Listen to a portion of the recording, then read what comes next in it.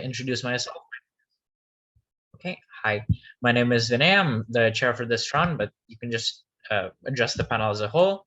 Before you start your speeches, please state your preferred POI methods and gender pronouns if you're comfortable. Remember to use trigger warnings as well because this might be a sensitive motion for some, or if you have some sensitive topics you'll be discussing in your speech. And yeah, looking forward to a great debate. Without further ado, I think I'll just call upon the Prime Minister. Here. Am I audible? Yes, you are. Okay, I will start my speech at 3, 2, 1. Good afternoon, everyone. I am here as the opening government of our debate today. In the motion, this House believes that the state should curb assortative mating. My pronouns is she, her, and you can directly open your mic if you want to POI, as I won't open the chat box during my speech. In this session of mine, my point of argument will be social and second economic.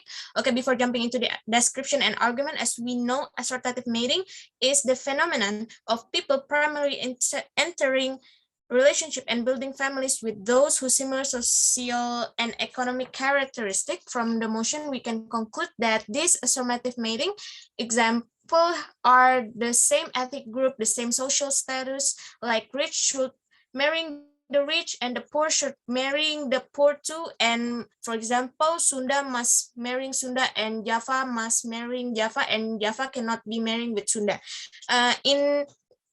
In our status quo, we know that this phenomenon is still common by our society. For example, in the social point of view, the family wants their children to marry the same ethnic group as them. We can see from here, ladies and gentlemen, this case, we will make grouping in our own society, even worse, and make it more exclusive to some people to even have a relationship. By this, ladies and gentlemen, it will limit the rights of our people to be with someone that actually wants to be with. And it is so not relevant with our country that being pro with the difference amongst the society. Later on, ladies and gentlemen, many assortative mating, including marrying person who have the same status, social status with us, well, it is actually not fair, because by being with someone who is financially more stable than us, it will actually change our way of thinking, change our way to see on how important the education, and it will actually can lift the partner social status quo to be the better place and makes the society to be in the better future. Better in the future. It will include someone that trapped in the family or society that believes that the education is not important to actually realize that the education is very important factor since their partner is in the better position than them. Even if creating tolerance and decreasing social inequality has other ways than this, humans are bound to be emotionally connected and dependent towards their significant other and their family and also their friends. So either way, if they still marry people of the same background, things like having diverse school, inclusive society will be useless, because people will bound to go their significant other and have no interest in expanding their relationship with people who are from different backgrounds. That's all from me. Thank you. Okay, we thank the Prime Minister for that speech. Now I call on Leader of Opposition. You're here. I have to set up my timer.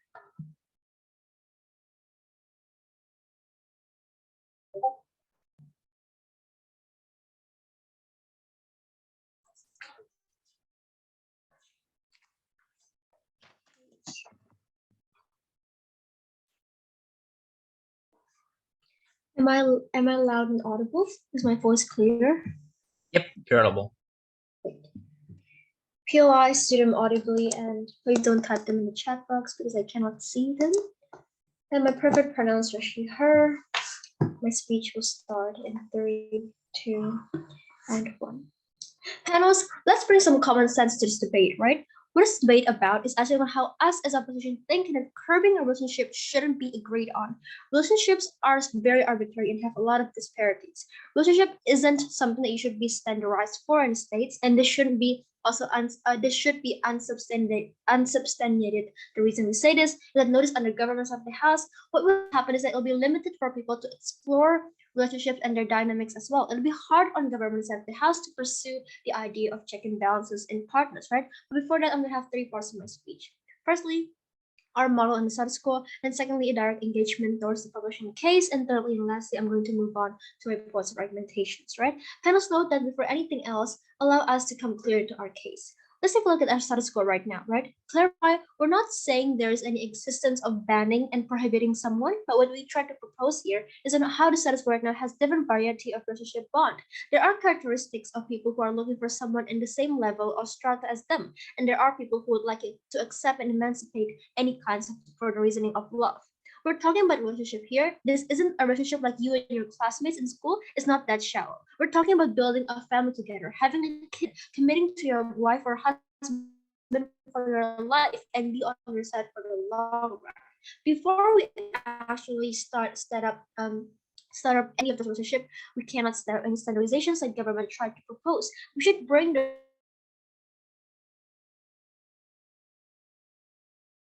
principle of relationships not by some economic or social ethnicity standards like what property limited to, right?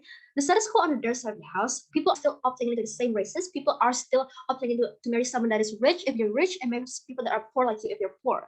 They're very undeveloped and also wrong at that point, right? Let's reveal the real status quo right now, where even there's a lot of American and Asian people, there's a lot of races or ethnicity has been more free to date or marry who they want. They didn't see that clearly on their status quo, right? This is making a whole plethora of discussions. Let's move on to my argument, which is the growth and the importance of differences. The assertion of this argument is on how side opposition growth will much more likely happen because of the differences that will happen, right? Which lead to either one or both partner having to support each other to make a life happier, and also on how differences of how partners thinks and how their background are from is the starting point of learning on how to understand your relationship and stick with, right? Was it important? Let's bring the principle of relationship.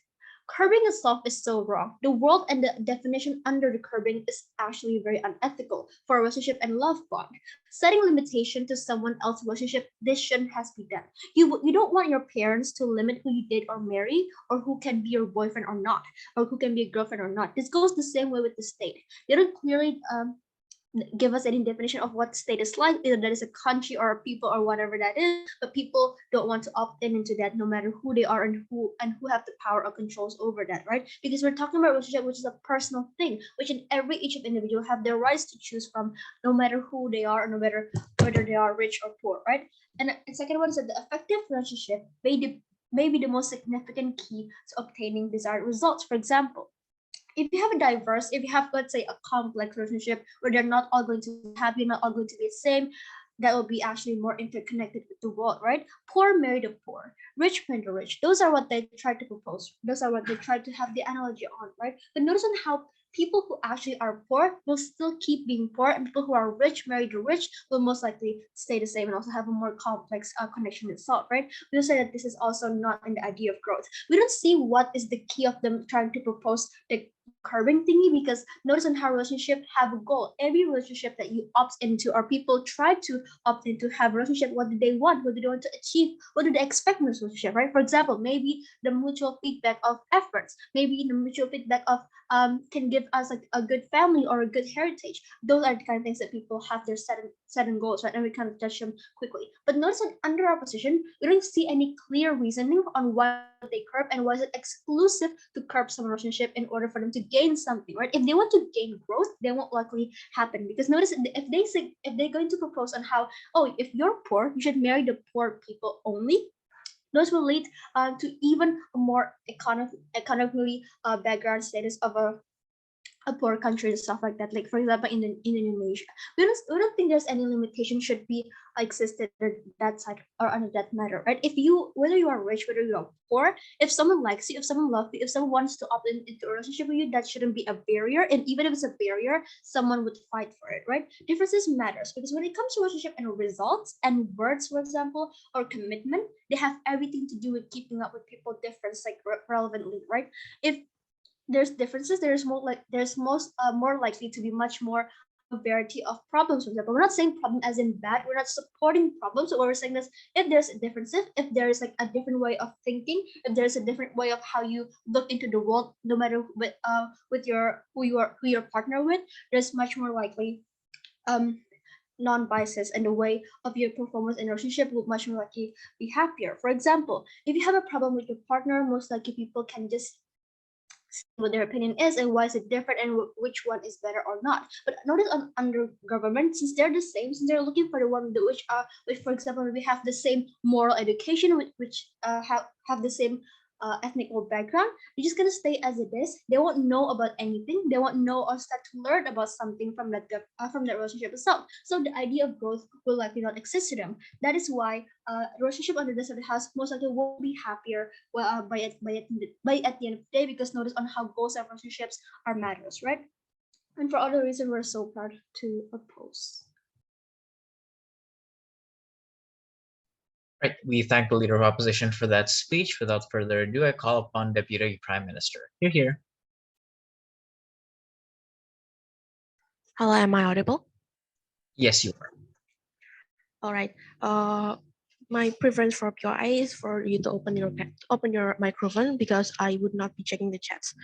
Okay. Give me one moment. Okay, I will start my speech in 3, 2, 1. Good night, everyone, ladies and gentlemen. Before I start my speech, I would like to tell you that there are two things that I would like to argue in this in my case. The first is about why this mechanism of curbing assortative mating is actually beneficial in our side and exclusive in our side, and second is why the government is actually justified to do so. But before, I would like to give a little bit rebuttal to the opening oppositions. They talk about how the relationship is not a logical thing, and that love and something is not something that cannot be forced, and that the principle the curbing of a relationship based on anything at all is actually wrong and unethical. However, in that case, we also realize that a lot of problem in relationships comes from a lot of not communicating and etc. and etc. And we believe that in our side, the fact that people do not have chemistry or etc. actually doesn't actually matters in why we are actually curbing it. What we mean is that even if there are actually a different way of thinking and probably a different way of even if there are a different way or different culture etc., it's actually okay if we actually curb that, because in the state of relationship, people are supposed to communicate anyways, and whether or not someone is actually from the same background, from the same social, ethnical, or maybe a culture background, either way in a relationship, they will actually face a different way of thinking and a different way of doing things, because they are all a different person at the end of the day. And that's why uh, even if we decide to curb it anyway, every relationship, whether or not they have the same background, it will have this kind of problem anyways. And that's why, in this case, we believe that curbing assortative meeting is actually one way to make relationship even more dynamic and even more inclusive in this case. Moving to the first argument on why the mechanism is actually good and actually exclusive to support our goals. We believe in the status quo in the society, especially in the country with multi-diversities and probably a large social gap like in Indonesia. In this case, assortative mating be curbed is actually one mechanism that will actually be able to support the decreasing of this kind of social matters, social problems. Why? Because at the end of the day, at the very core, humans are actually insecure creatures, and they only feel safe when they feel certain and they are familiar with something. And the uncertainties actually makes them feel insecure, fear, and probably unsafe. And that's why, in this case, if we do not curb assortative mating, it means that a lot of that will actually happen and out of our control. And in the case of countries, in everywhere where people actually thinks that in relationship that you are actually familiar with the people, it will make people only going to rely to maybe like marry or may date someone from the same economical or social background. And that is why this kind of insecurities is actually persisting in the human's features. Why? Because instead of promoting people to explore places other and like expanding their social circles out of the same background, people are going to just stay in the same circles and just moving over and over, and that will be not going to help this kind of insecure things that humans actually feel.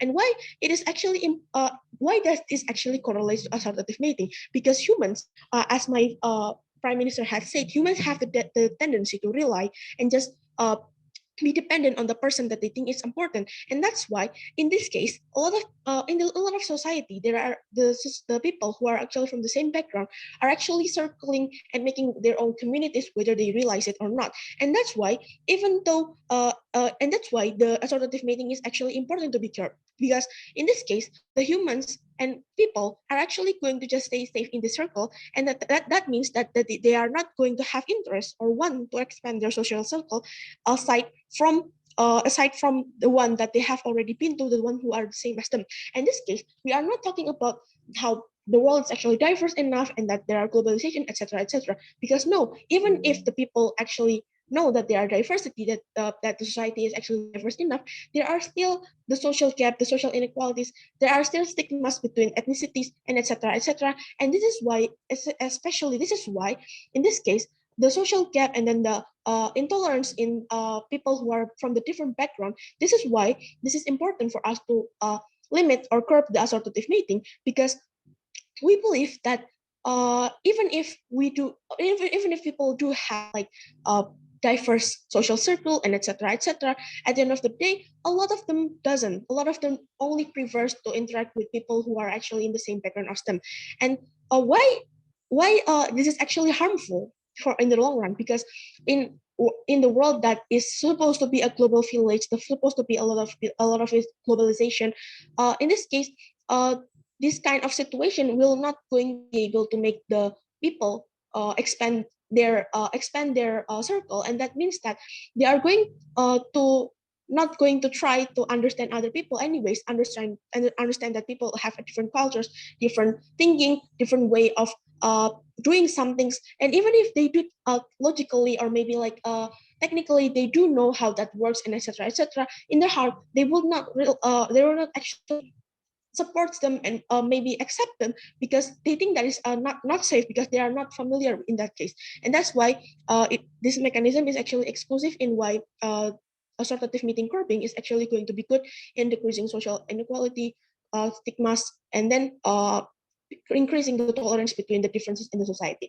And secondly, why it's justified for the government to do so. The government has the power, is the only stakeholder that has the power in actually doing this. And why it's justified? Because governments has to think about a lot of things, and not just people who are in relationship and whether or not they have the same background or not, but they have to think about whether or not the society that they are governing is actually safe and an inclusive community, and why that the society that they are governing is actually uh, tolerant with each other. Because in a lot of places in everywhere in the world right now, there are always diversities inside the countries.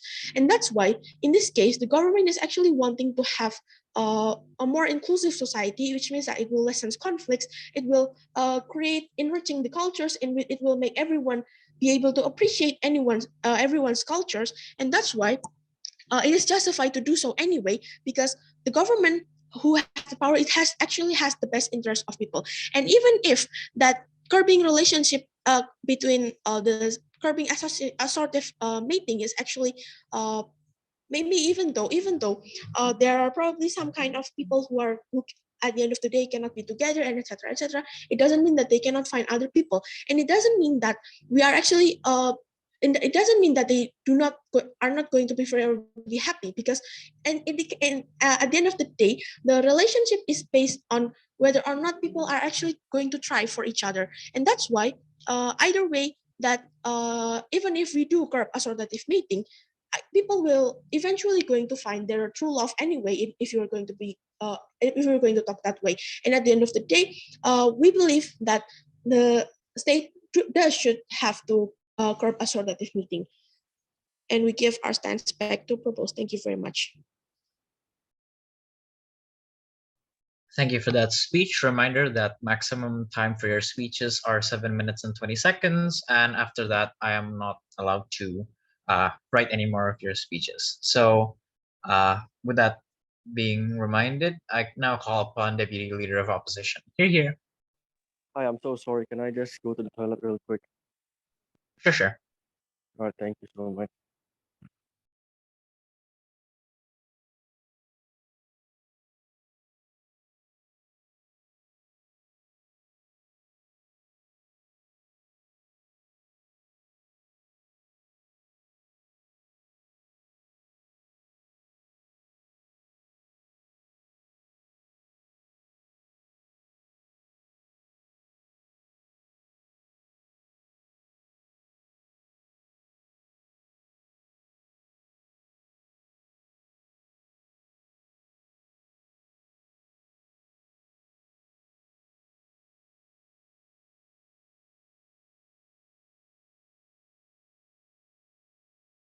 Alright, I'm back. Before I move on to my speech, I'm sorry if there are some noise in my background, and I'm sorry if maybe some of my words are a little um offending, but I don't have any intention to offend some um culture or race.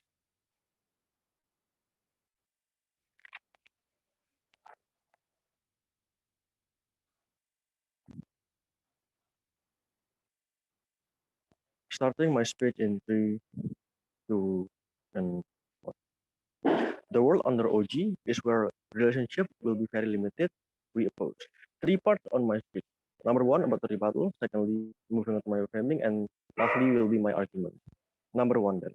Our framing here is we have 2 framing here. Number 1, our BOP is to prove to you why curbing the assortative mating is bad. And number 2, we don't need to prove to you which actor is suitable to create the regulation, etc. That is why their idea about government is good because they can create a system regulation and so forth is it cannot fly, and we don't think it's relevant because they brought it up on their last minute of their speech. So moving on to my rebuttal plan. I have 2 rebuttals here. Number 1, they talk about the chemistry because they talk to us about like chemistry cannot exist on our side because relationship should be uh, people should be supposed to be communicating supposed to be communicating in one another, and the problem will be there anyway under our house because there won't be any communication. I have to respond on this. Number 1, they are destroying their own case because they even said it by themselves that the the problem will be, of course, in their side of the house itself. So we don't see why they can solve the problem when they talk to us like communication cannot exist. But number 2, chemistry isn't limited to only one certain same background and so on and so forth. But it cuts both ways because I think chemistry will be eventually developed under our side because we have the dynamic of a relationship and background. So we said that in your time, in your period of knowing each other and so on and so forth, you could build chemistry and you could do communication. So I think what they've tried to propose can also exist under our side and even better. But comparatively under their side, if if they're like marrying or having a relationship with the same socioeconomic background, they won't have any chemistry because yeah, you have the same economy and social background, so you cannot talk any different topics, or you cannot talk any diverse uh, any diverse uh, talk and so on and so forth. But number 2, when I talk about insecurity, I have 2 responses on this. Insecure is not exclusive because they already have the awareness to choose in what background that their partner would want. But number 2, even if so, let's play in their basic scenario. Insecure is okay since at the end of the day, maybe if you find a rich partner, then you will have the pragmatic benefit itself. But you won't be insecure. You won't be insecure at the end of the day. You will get like eventually your partner will ensure you to have a good life because they can like maybe buy you a good stuff, or maybe they can buy you a good uh like Lamborghini or so forth. And at the end of the day, when you live with a partner that is richer than you won't get insecure, but they will ensure you to live normally and live like even rise up your socio-economic background. Right? So moving on to my argument here. I have one argument here why assorted mating is corrosive. One layer of explanation. The world under government is when people will be blinded into only one scenario of love, where they abolish the ability to find their true partner. That is why we oppose. I want to play in that scenario. Let's say that we live in the world where people have to find and build a relationship with the same socioeconomic background.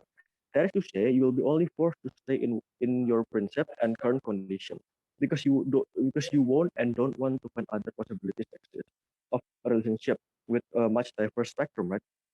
Means that you'll erase all of the opportunities, even though it is good for you for instance. But why this is very bad, right? Number 1, because the dynamic of relationship does require in a certain relationship to grow, like what my LO has mentioned. Like moreover, because you want be because you will only be stuck in a one particular choice of relationship scope. This is good because like there will be like a check and balance to create a counterbalance within the relationship. For instance, when you're a doctor, for instance, you're stuck to find a partner that is also a doctor.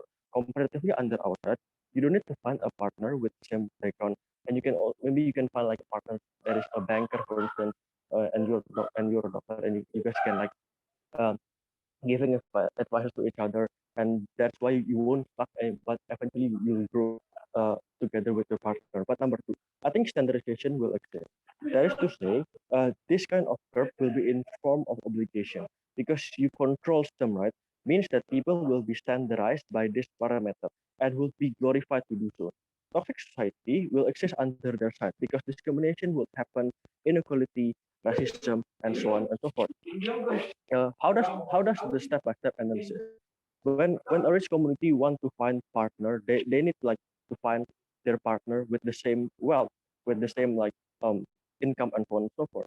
If white people, for instance, want to like find to make families, then they need to find their families, then they need to find their fellow white people and the communities and so on and so forth. That is why OG is very harmful. I think that is why in our current status quo, parents prohibit their child to marry like different race. This what happened like in Chinese community, for instance, when there is a narrative that say should marry with your fellow Chinese and so on and so forth. But however, talking about how they will live in their like point of view. Let's say that government will marry the same partner with same socio-economic background. Then what you're going to do is you're going to find your partner within your current condition. If for instance you're poor, then you're going to find uh, a partner who is also poor. For instance, if you're living in the low class society, then you're also going to find your partner who live in the same society class, right? That is to say, that you won't be able to grow and to develop your like good marriage and so on and so forth. Because I think both sides agree that we would like to achieve a better families uh, live, and we would like to achieve like harmonious and humanist family, right?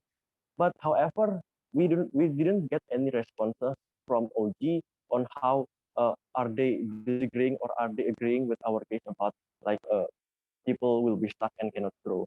So I think our idea about growth will still stand until the end of this debate.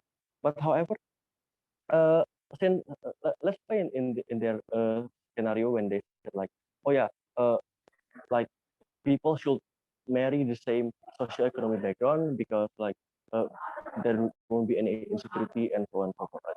I think the moment when you still uh, opting like you're still marrying or like having a relationship with the same partners with the same socioeconomic background, then your future plan, then your mind map plan is only going to be limited on those certain scope, right?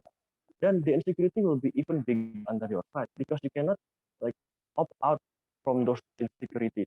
But comparatively under our side, when you have the goal to find richer, or maybe you have the goal to like find other partners who is maybe like um more beautiful than you, more handsome than you, then I think the idea of insecurity will be gone since you will get like a boost up for your for your socio standard and for your socio status, right? So I think that is why OG cannot. Oh, it's temple. Yeah, we prove. Right. We thank the Deputy Leader of Opposition for that speech. Once again, a reminder that maximum speech time is 7 minutes and 20 seconds. Without further ado, right. Thank you, Member of Gov, for that speech. Now I call upon the Member of Opposition. Here. Hi, am I audible? Yes, you are. Okay, thank you for the confirmation. Let me just set my timer real quick. So okay. For POIs, just do so verbally. And yeah, that's all.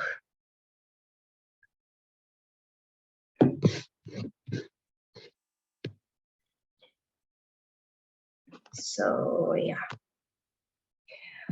Starting my speech in 3, 2, 1. So what are we defending? We stand for the status quo, in which people can love and mate with whoever they want. They're the ones who should decide their partner for life, and they should never be coerced or disheartened by the government or the state to love any other person other than the one they love and choose to be with. We beg to oppose the twisted and dystopian world that the proposition is championing. Let's analyze what each team failed to bring in their case. Let's start with the opening bench. We don't really understand what OG is trying to achieve. They failed to bring any mechanism on how the state would curb relationship in the first place. And they added this point on how people should banish their insecurity on sticking with the same group of people. We agree that people should, to an extent, go out of their comfort zone to meet new people. That makes sense for friends and colleagues, but it does not make any sense whatsoever on how this should be done for your significant other, the person who you will spend your entire life and possibly have children with, the person who will be our most intimate partner. We think their analysis is very simplistic and does not acknowledge the weight of relationship and commitment. I'm going to do two things. First, I'm going to rebut, and second, I'm going to argue on why practically and long-term wise this proposal is really, really bad.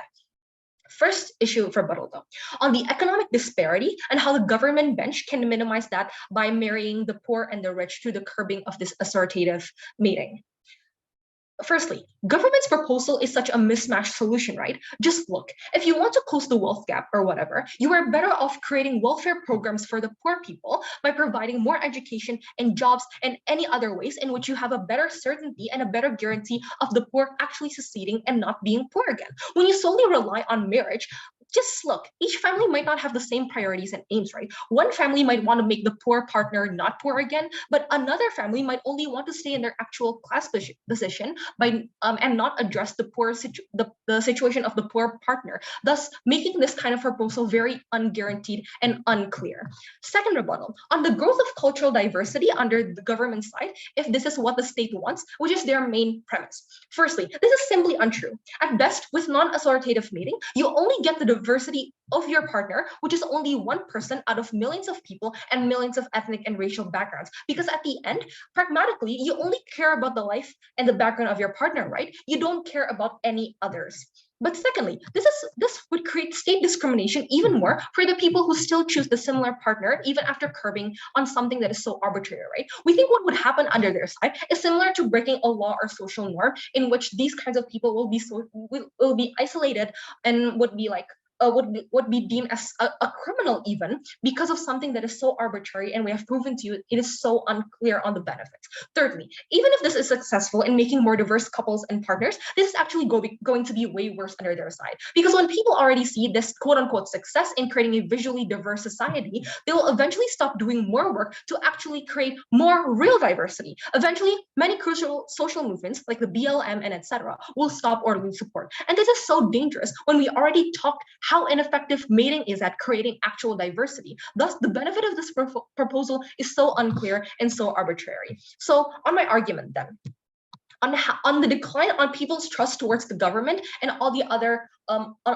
long-term bad impacts on how this proposal would create the society and what will happen then. Firstly, let's characterize why people do assortative meeting in a status quo in the first place. We think that it could be made by a lot of factors. It could be because you're already comfortable being with people who has the same way of thinking as you and the same people of the same personality as you, or maybe because you just happen to have a soulmate that is of similar social and economic status, or because there are sparks of love because you love a certain person so much.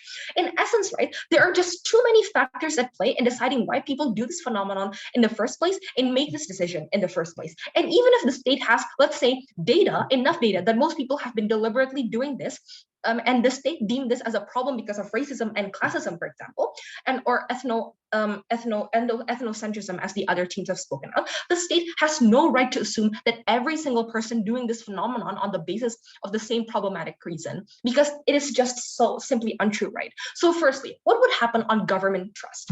This proposal will be bad for the government, firstly, because logically, you would be antagonized as the government. Why? Because the government already antagonized the people first. They assume that a person loving another person person who happens to be similar to them is something that is really bad. The government will be quick to assume that you are somehow classist or a racist because you choose your husband as your because you are white and you choose a husband that is white. People will no longer trust the government, and this is problematic for all the other for future programs that the government will do, because the people will just no longer trust this entity, right? But also, secondly, this would set a dangerous precedent, because just imagine if we allow the state to meddle in something as private as our most intimate relationship in life. Just think about what other heinous privacy breaching thing the state can be justified to do afterwards. Just think of the level of authority the governments will have over our lives, our bodies, our mindsets afterwards. If you've been watching the news lately, you know that that's a bad thing. What with the Roe v. Wade case, for example, the world that the team government is defending is a sick and twisted dystopian world.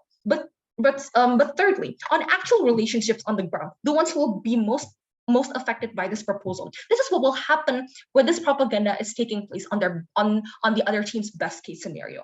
Firstly, people that prefer assortative meeting to begin with will be psychologically swayed and coerced. They put it in their mindset to find a different partner no matter what, even if it sacrifices their happiness. They would not get maximum happiness, right? And this is especially problematic exactly because the benefits of the curbing of assortative meeting is so arbitrary and yet to be proven and to be exclusive under their side. We think that people who have real organic relationships without any coercion whatsoever under our side will have a better guarantee of actually better benefits in all aspects, in economic, in financial, in life prospects, and etc. Because they're actually committed to build a life with each other. They're more willing to grow as a couple and work through their differences, even if they go through arguments. They are more likely to actually go through their arguments as opposed to with another partner that you're coerced to be with because of this curbing program, for example. But second, even if people stay true to who they love, they would face social isolation and face guilt tripping by the society under their side, right? So these kinds of people would never be happy under any circumstances in their side of the house. These kinds of people will get no benefit at all from these programs. So lastly, even if in their best case scenario, every person in our world, people succeed at only finding partners who are similar to them, that is completely okay, because at least you are the ones who are deciding. You have the greatest probability of being happy because that is the life that you have chosen, and you are most likely to be happy because you are going to have a life that you want, that is not going to be coerced, especially by the state. And for all of those reasons, very proud to oppose.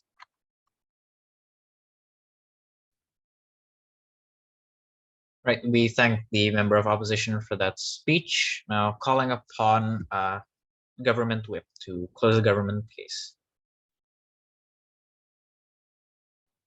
Right, we thank the government whip for that speech. Now to crystallize CO and close the debate, I call upon opposition whip. You're here.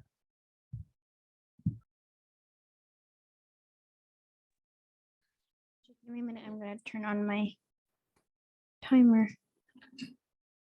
Okay, for PLI preferences, you can just unmute yourself. I won't be checking chat. And for my pronouns, I go by a she and her. I will start my speech in 3, 2, 1. Panels, our stance is clear. It's status quo where we can just fall in love with anyone regardless of their social status or their ethnicity. A couple of points of clarification, first of all. A couple of points as to why OG has already lost. First one, first of all, they fail to link back as to why any of their arguments are really necessary or really is important or either even relevant towards this case. I fail to see how by curbing this, it will lead people to be more incentive to start studying and aim for higher education. Second of all, what OG is saying that it's okay to curb it because there will be a difference regardless in a relationship. So we question till now, what does the state have? Why does the state have the right to condemn you to having more problems when clearly could have deterred this whole problem by marrying someone who has the same culture happily? And why is it that the benefits of curbing so exclusive to their side of the house when clearly we're talking about a marriage which could literally affect your whole life regardless of what aspect is? And third of all, government have to think. They say that government have to think about a lot of things, whether or not their society is inclusive or not. We question why this type of meeting is the only alternative in seeking a solution. There are 4 more solutions that is not as drastic as to what government is proposing, like having more socialization and tolerance or having more cross-cultural events and etc. Second point of clarification, one of the main points as to why OO lacks. First, they never explained to us elaborately why their mechanism work, which is to lead to diversity of growth that will be that in fact impactful in the first place. We have to remember that this is just a marriage between two people, and it cannot lead to changing a whole society. Second of all, they never explain as to why the state was unjustified in the first place, and that is what I will be explaining in my speech. And third point of clarification, why CGF already lost. First of all, the moment that they say the patriarchal society is non-existent in our globalized world, just basically killed their case. Their whole case revolves the fact that we live in a discriminative world, and the moment they say it's no longer relevant, does their whole case already die. And second of all, we still question why the diversity is so relevant and in the first place, right? Okay, so they can bring up the fact that government has an obligation to actually take care of its society, but we question why this is the only solution of creating a tolerant society, while my CEO has already brought up far many alternatives as to why that's so. First clash on justification, which is something we still question from the government till now. So what did they say in regards to this? They only said one thing. OJ basically started by saying that people at the end of the day, people won't try to converse with other people around them and just live in their little echo chamber. First of all, we think this is untrue. We don't just live in our own society. We actually have to go out and work with the converse. We can just see in your neighborhood that they are, for example, if you're Chinese ethnics, all of your neighbors won't just be Chinese. I'm sure there'll be people that come from Java or like Batak or Sunda. So that at the end of the day, we will still have to converse with different ethnics. And that's assigning the fact that we will have to go to work, we will have to go to school, and we will still have to converse with many people. And it's something that we've been trained from a young age, for example, in working in groups and etc. etc. So what has our side bring on this? We tell you this. First of all, what team government is doing is a breach of privacy towards those people. We have to realize that in Swap to School, our government really do prioritize our privacy safety, like making regulations on cybercrime, etc. The fact that now they're being contradictory towards their stand is unjustifiable because it causes harms such as, first, we never consented to our lives being stalked like literally 24/7 to the point they know our background as well as our partner. Second of all, even if we consented, that consent is not absolute in this debate because the moment you have data of me, then my boyfriend, then you would also have the data of my boyfriend's family, etc. that maybe has not consented to being known. And third of all, it would cause the probability of misuse data to be even bigger. The fact that the government, a sole organization, has access to such valuable information means that they can monopolize that information, and though in best case scenario, they sell it off to some kind organization or some kind corporation, there is no guarantee that it won't end up in the wrong hands after that. And for all those reasons, we win this clash. Second clash on which side will give better long term. What do they say? First of all, OG bring on the fact of economics, how this will lessen the poverty gap and how this would lead to much more better welfare society. One rebuttal. This is simply untrue. They never gave us a step-by-step analysis exactly why, if the state curbs their relationship, people who are super rich will marry people of the poor. What will actually happen is that they will marry people with moderate social status, facing no issues at all. And second of all, that will lead to a much more horrible government that uses it as an excuse, as an scapegoat, as to why they're not helping society's welfare in economy. They'll say, oh, we're already making the curb policy, so we don't need any of that, which leads to much worse government on team proposition. Second, it will be better of the minority because now their stigma will decrease the moment the majority marries into a minority. 2 points. First, this is just untrue, right, panels? Because essentially a marriage proves nothing, right? You don't know the minority they're getting married towards you. You don't know their personality. You don't know how they're actually in real life. What will actually happen is that they'll have a more negative imagery of those minorities. They'll see them as suckers who will do anything to get married in majority, basically a gold digger. So regardless if you get married into minority or not, people who are super duper conservative in the first of all will still be conservative regardless, and people who are more lenient towards minority will still be lenient. Second of all, this is bad for the minorities because it will seem like the minority can't stand on its own. The fact that this, at the end of the day, this is like the minority will be having to receive help from the majority will make it still a minority because they can't stand on their own, which is far worse for the minority movements and will actually lead to them stopping, and minorities stay minorities, majorities will stay majorities, and the discrimination between the two will be far worse on their side of the house. So what if our side explained, right, panels? We run one thing. It's worse in the long run. First of all, this would lead to a dictatorship rather than a liberal and democratic government. The moment we let we let them make such laws, there will be no point in having a government. A government is meant to hear the society's aspiration and opinion. But if they can just go their way regardless of what the society wants, it turns into a dictating monopoly in government that can control you however it likes. So we won't have any more right on ourselves. This will lead them to being able to pass new laws that are even more privacy breaching. For example, now they have personal data over your partner. They will start having more. They will start collecting more personal data of your life, which we still, till this very day, probably don't know where they're going to use it. And second of all, this will be worse in the long term for the people who are actually being coerced into these marriages, like what my closing opposition has said.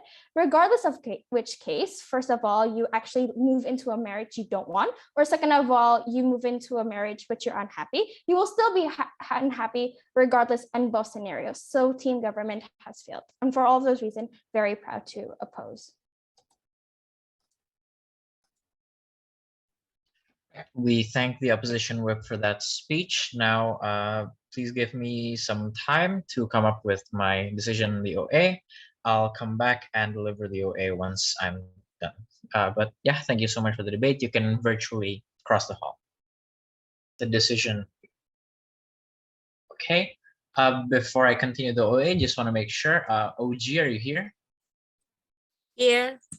Okay. OO, are you here?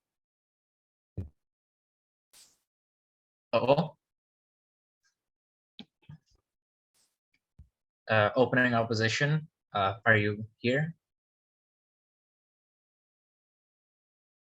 Okay, maybe you can, CG, are you here? Yes, here. All right, CO, are you here? CO is here. All right, I just want to confirm one more time. OO, are you here?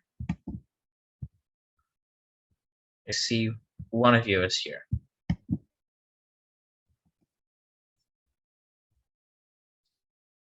I think we can give OO maybe just 30 seconds, I guess, to just make sure that they're here. Oh. Yes. Sorry, beg your pardon. I'm sorry, it was the wrong team. I heard incorrectly for a while Okay. there.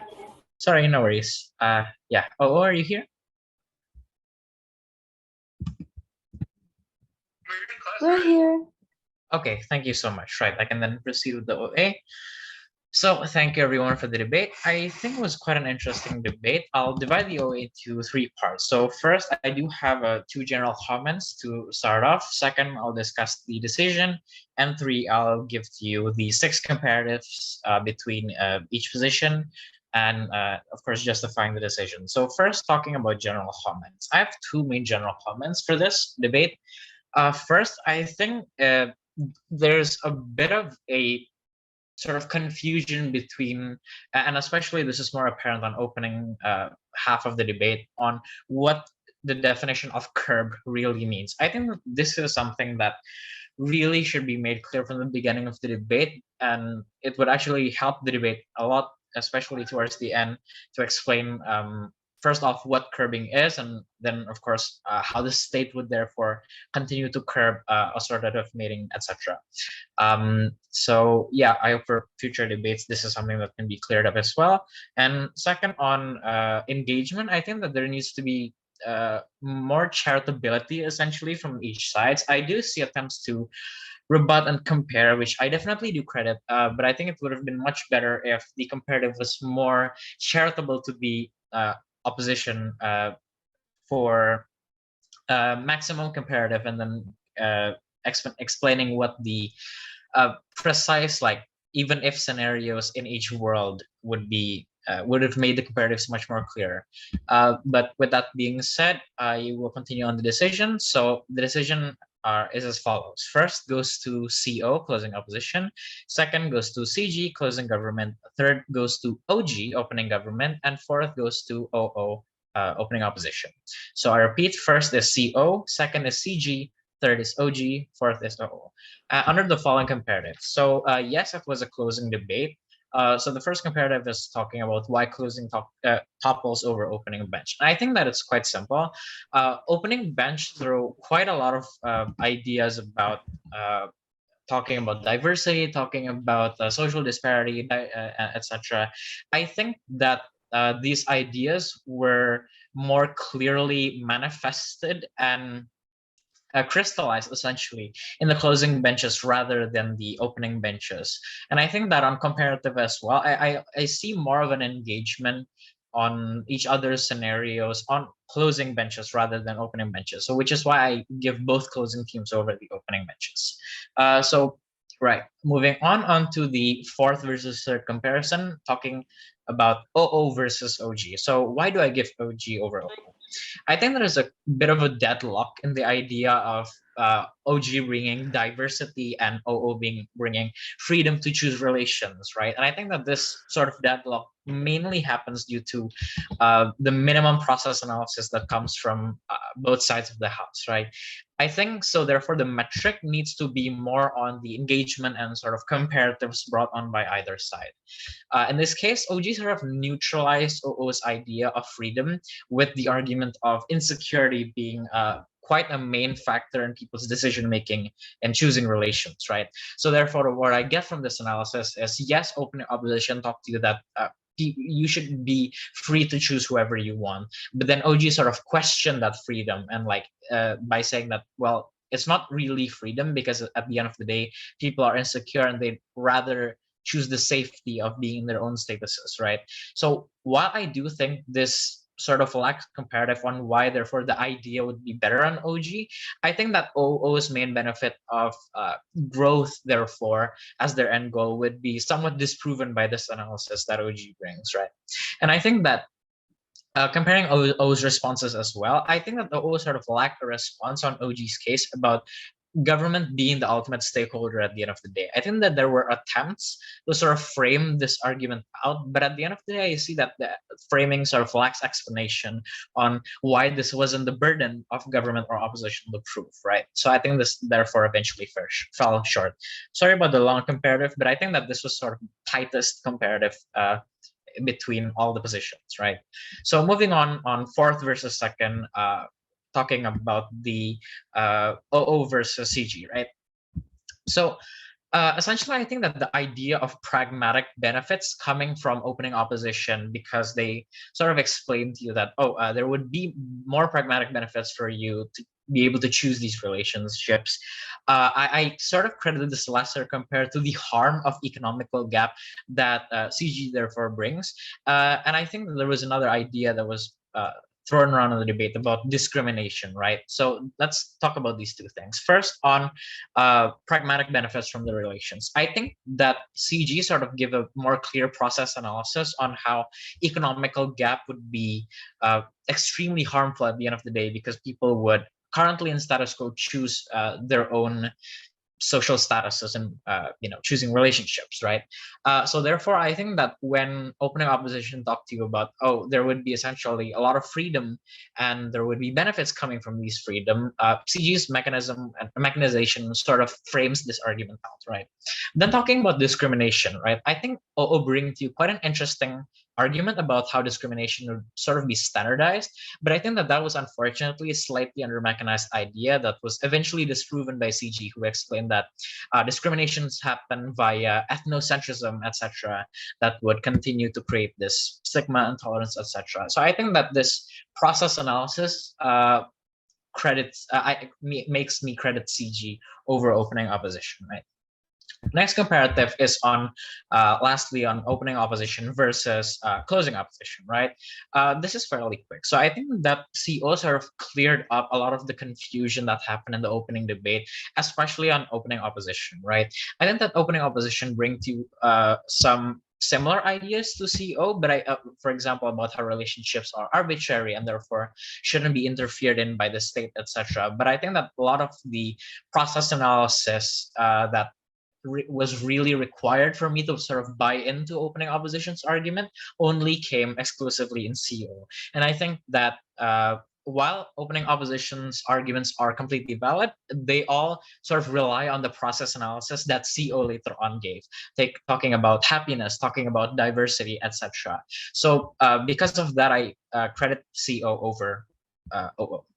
Next is on the inner diagonal between CG, the government bench between CG and OG.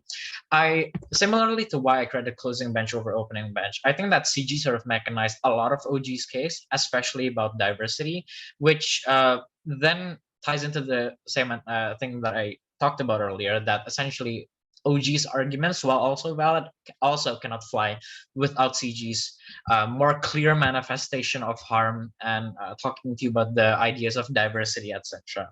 So yeah, essentially that's similar to the reasoning why closing half takes over opening half.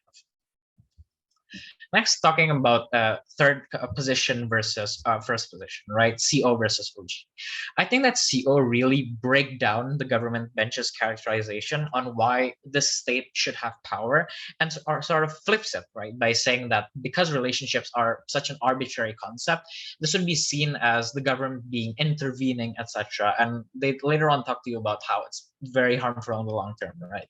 I think that this argument flies and was also added on by giving a much needed mechanization to what curbing is, right? So which I do credit on why CO's argument sort of flies much more in this debate, right? Because this is something that OG unfortunately don't really touch on much, right?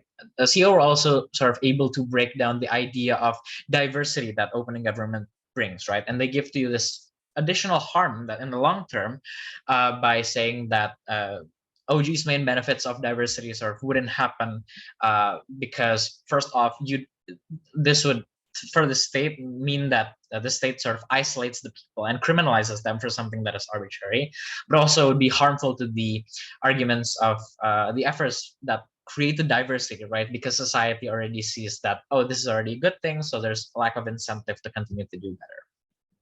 So because of that, I credit CO over opening government. Lastly, on the closing bench clash between CO and CG, I think that the idea of the government being vilified becomes a huge harm coming from CO that unfortunately wasn't rebutted by CG, right? I think that therefore it means that CO became the only team that actually analyzes the relationship dynamic, talking about happiness as well, which is something that the debate also touched on. And I think that even though there were attempts from CG to rebut this, I see that at best, I think this is becoming sort of parallel, right? That CG's main defense to this mostly talks about how this is an assumption because of patriarchal societies having a role fulfillment in their marriages and relationships, etc. So I think that the metric then becomes which side explains this better and has more process analysis, which goes to CO, which sort of mechanizes this better.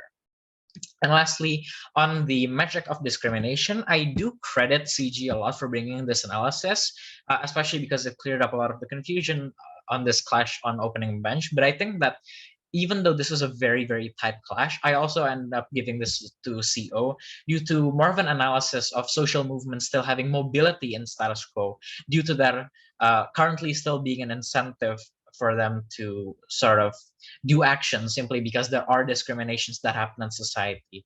I think that this sort of flips a lot of the main harms that OG and CG bring. And I think that there also wasn't an adequate enough response coming from CG to clarify this. So I think that therefore the tipping point goes to CO, and as a whole, the debate goes to CO. That is all for my OA. Sorry, that took quite some time, but I think that there were some comparatives, especially on the opening versus closing and OG versus OO debate that needed a lot more analysis. So that concludes the OA. If you have any further questions, I'd be happy to entertain them. I'll put my WhatsApp number in the chat, and even though I'm also in the group, you can find me on also Vinay in the group. That's my number. If you have any questions for constructives, feel free to ask. But that concludes my OA. Thank you very much for the debate. And yeah, good luck. Bye-bye.